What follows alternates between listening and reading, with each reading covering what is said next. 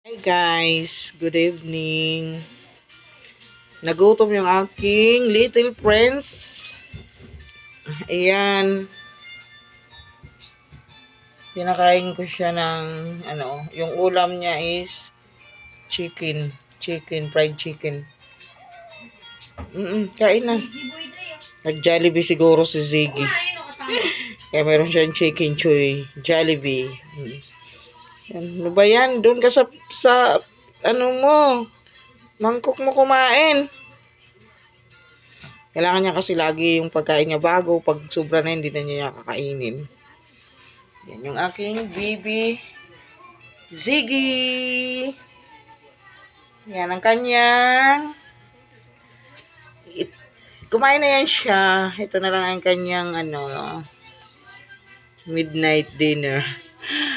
Dinner snack niya. Midnight snack. Ayan. Snack na niya yan. Tapos pagtapos niya yan guys, may sleep na yan siya. Ayan. Ayan guys, malaki na pa ang aming Ziggy. 1 month na po siya sa amin. Ayan, thank you for watching.